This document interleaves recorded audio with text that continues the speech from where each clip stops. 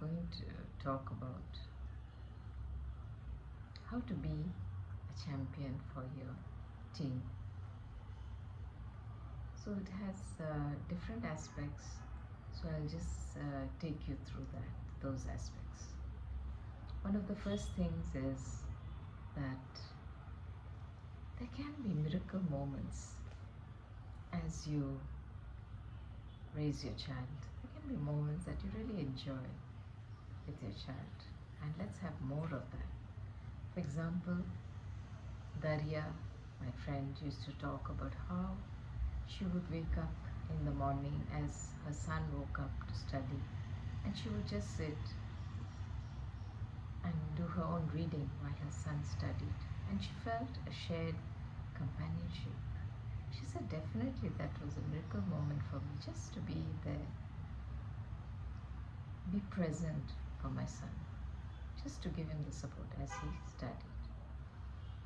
Another father, Chetan, shared how he would go with his daughter to a farm every weekend, and they would enjoy time together, watching the animals, spending time in nature. And that, he said, was a miracle moment. So make sure you have more of these miracle moments to increase your bonding, to increase the time you spend with your child.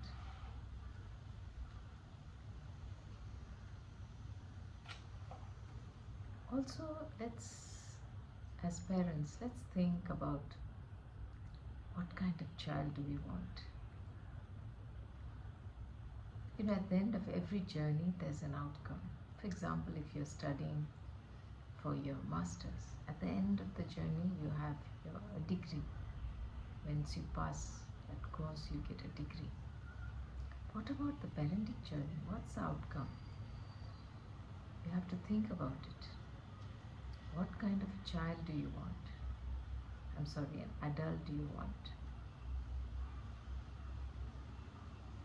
You may think of certain qualities you want in that adult: responsible, honest, compassionate, caring, giving, responsible.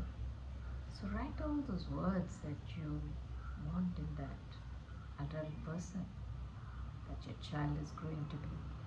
Just have an image of that person you want your child to be. So one of the principles in Stephen Covey's book, 7 Habits of Effective People, is begin with end in mind. In every journey, you have to imagine the end. What do you want at the end of it? So also in the parenting journey, you want something at the end. So think of that. Another important aspect that I want to share today is about values. Values are so important.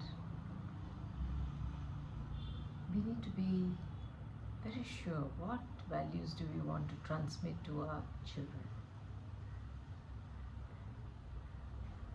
They could be values like honesty, empathy, responsibility, integrity, generosity, family, fun, adventure, loyalty. So many values are there. But what are the top 5 values for you and your family? Because those are the values you will be transmitting to your child. My friend Rita was telling me that her father was a finance officer, very honest. He upholded honesty through his work. And that value of honesty passed on to all the children. They were also honest. That they learned, imbibed from their father, who role modeled honesty. So think of the values you want to transmit to your child. And how can you transmit those? Through talking about the values that we, the Guptas, value honesty, we value compassion, we value integrity. So the child begins to hold on to those values. You can transfer values through the stories you tell, through highlighting it in different incidents by role modeling it. So those are the values your child will hold close to his heart. Are you a reflective parent? Do you reflect on yourself as a parent? When I look back at my parenting journey, I was working, having a full-time job. I don't think I was reflective. I was, always doing something as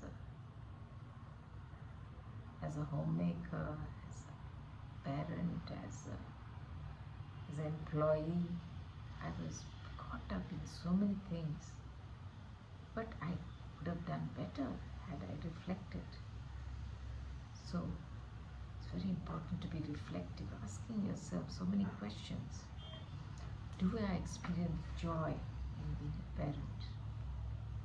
Was becoming a parent a top priority for me? How accepting of my child am I?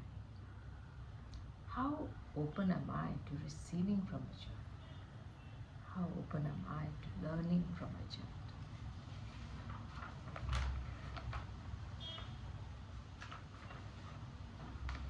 Reflect on your behavior. Is it loving? Is it giving? Is it accepting? Is it forgiving? Is it promoting certain qualities like compassion, like kindness, like honesty? Is it balanced? Are you too strong as an employee and you don't have time for the family? Do you promote the health of your family but neglect your own health? So many things you can think and reflect on. Because ultimately, when we are balanced, when we are happy, that's when our family is happy. That's when our family is balanced. So it's very important to think of these things, to reflect. Because time passes by very fast. And before you know it, the children may have gone to work somewhere else. So these moments are very precious. Moments that you spend with your child. The moments when they are young, you're shaping their lives. So make sure you're able to think and analyze how you're doing as a parent. Not to be annoyed with yourself or to have guilt, but it's a way to improve the way you do things, to think of the way you do things and how can they be better for yourself, for the family. How can you take care of your family better? How can you take care of yourself better? So it's just reflecting and learning from those reflections.